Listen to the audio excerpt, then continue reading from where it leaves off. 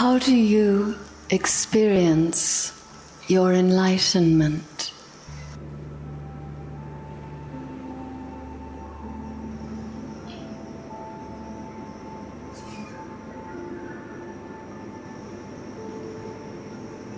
Enlightenment is not an experience.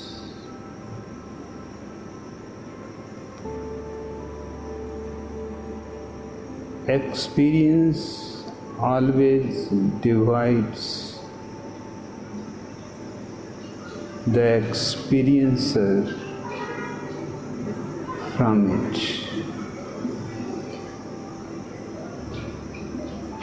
But enlightenment knows no duality.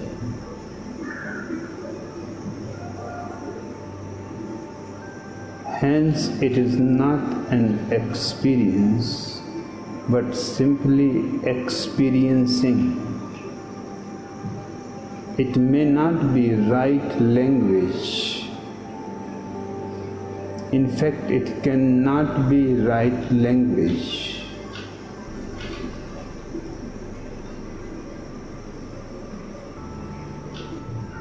Because the linguist will not understand what you mean by experiencing.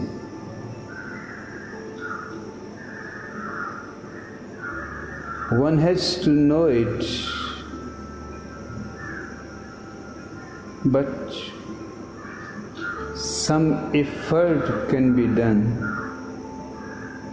Some indications and hints can be given.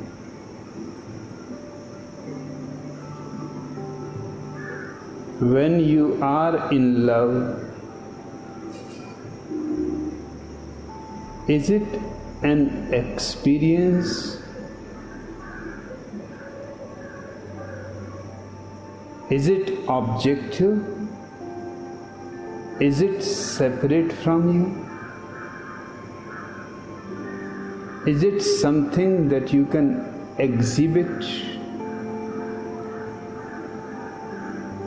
Is it something for which you can give some evidence, proof, argument?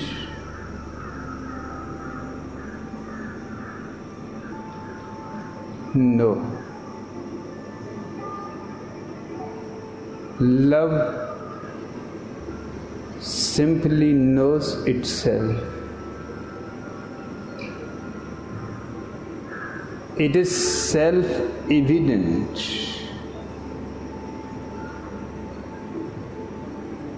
It needs no proof and no witnesses. It needs no evidence, no arguments, no philosophy.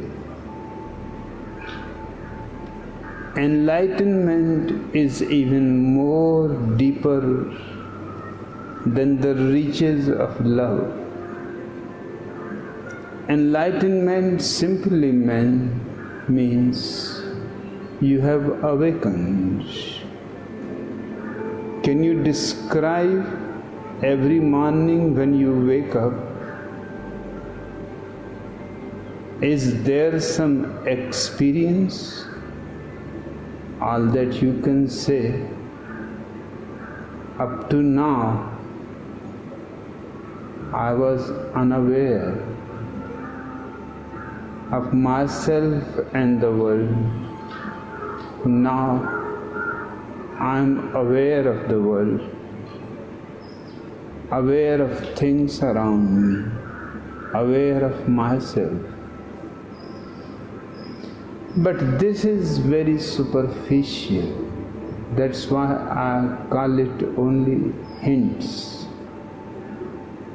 When you awaken in your deepest core of being,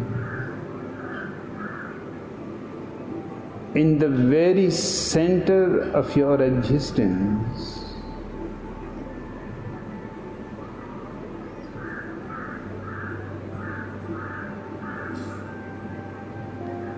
then there is only silence.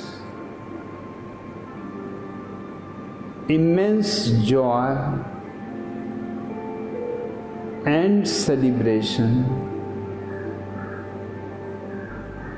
but to find an expression for it has not been possible up to now and will never be possible. This much can be said with absolute certainty.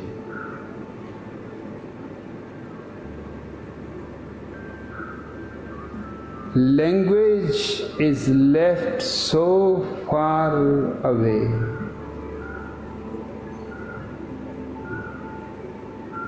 that when you try to express your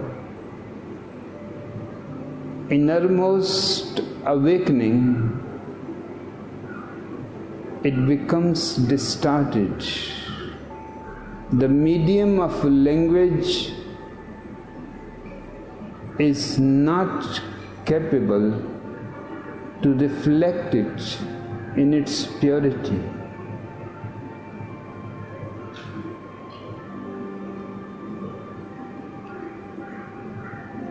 Because language is not meant to express such deep awakenings. The language has grown up into the marketplace where people are discussing and talking about things, about objects.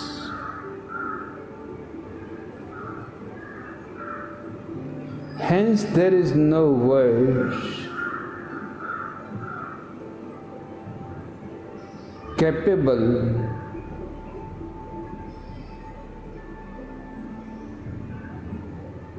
to convey the essence of enlightenment.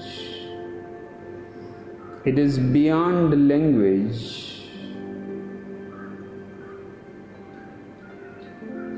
You can say it is the beyond. It is our innermost and our ultimate nature. In total awakening,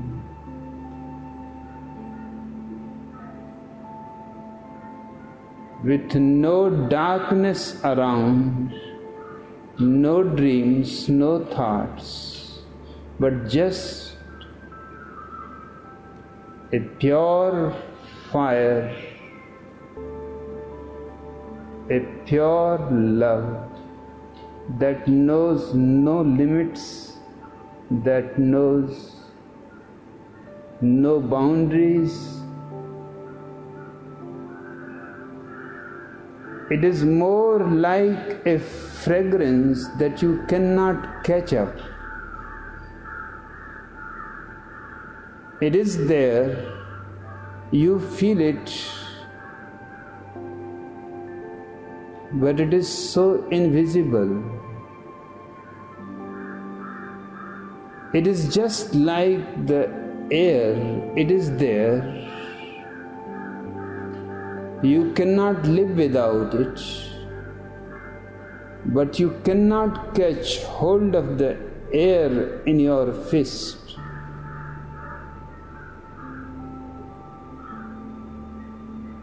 The moment you close your hand and make a fist, the air is out.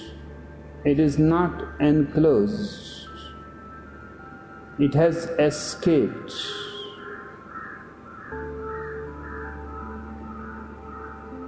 When your hand is open, you have all the air of the world in your hand.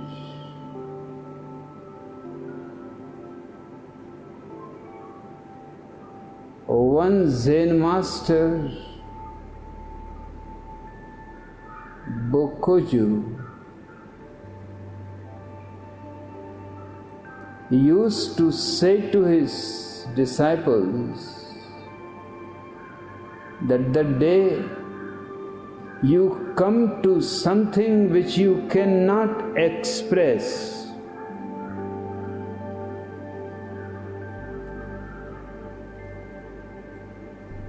however hard you try, no word is sufficient. No word can justify. In fact, every word will destroy its beauty, its joy, its aliveness. Then come to me. Till then, meditate. In other words, he used to say, when your hands are empty and the whole sky is in your hands, come to me. With absolute, inexpressible eyes, almost dumb,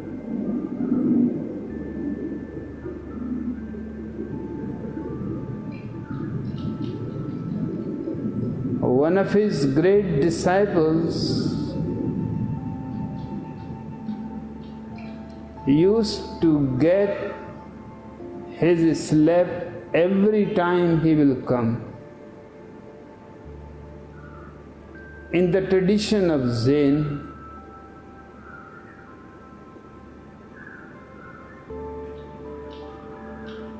that is not only accepted but respected. It is the master's compassion that he slaps you.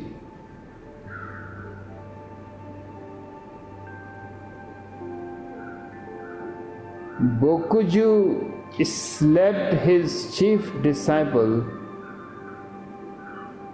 each time he came to say that he has found that which cannot be expressed, and he will hit him hard.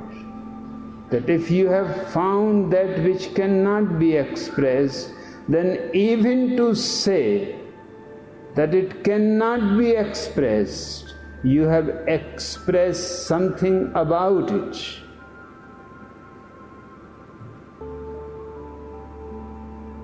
The disciple was at a loss. If you say something, you are in trouble. If you say it is inexpressible, you are in trouble.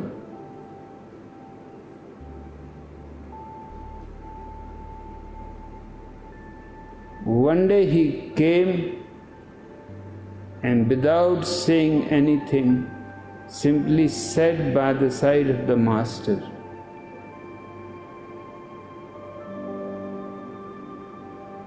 The master looked into his eyes, laughed,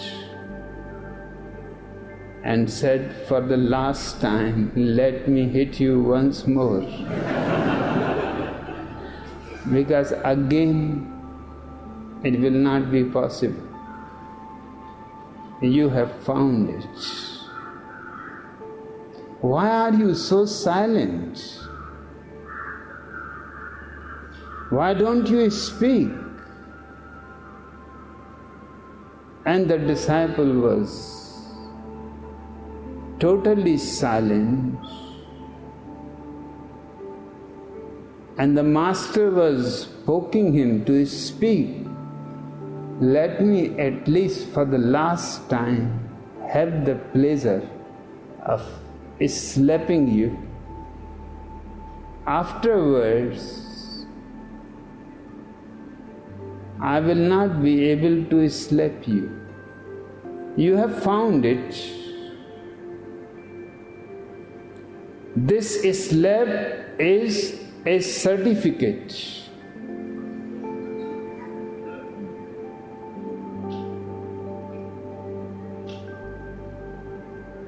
Zen is a very strange tradition, but one of the most profoundest. The disciple stood up and slapped the master. The master said, "That's right. I needed for long somebody to slap me. My old master is dead. He used to do it. Nobody can do that way with such love. But you have managed. Now onwards, you are allowed to slap others. You can sit here because I am getting old and the whole day slapping people. It is becoming very tiring. You sit here, and when somebody comes, because there were hundreds of disciples, and everybody has to come to report whether he has found or not. And once in a while, the idea was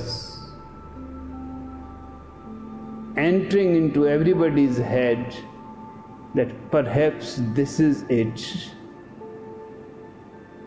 Somebody has seen a beautiful sunset and utter silence.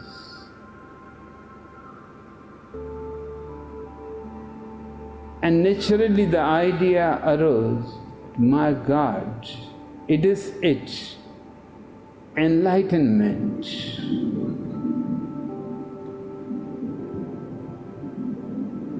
And he rushed to the master.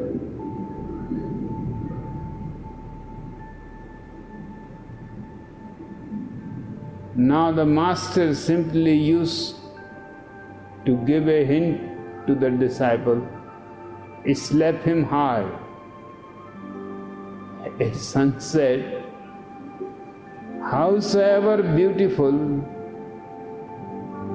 and the silence that comes with the experience of the sunset is not enlightenment. Just go back and come again when you have found it.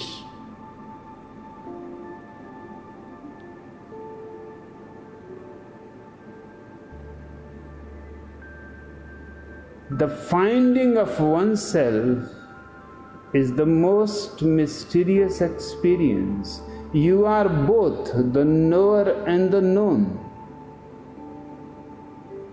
This is the difficulty, why it cannot be expressed. Who is there to express it? You are the experience itself. The moment you will express, you will become separate. And that will be absolutely unjustified. You are asking me, how do you experience your enlightenment?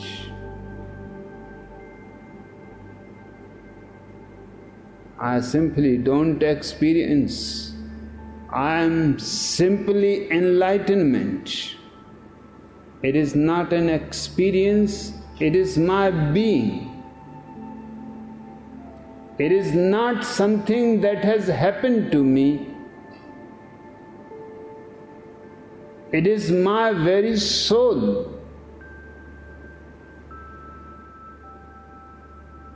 So I cannot say more than Yahoo.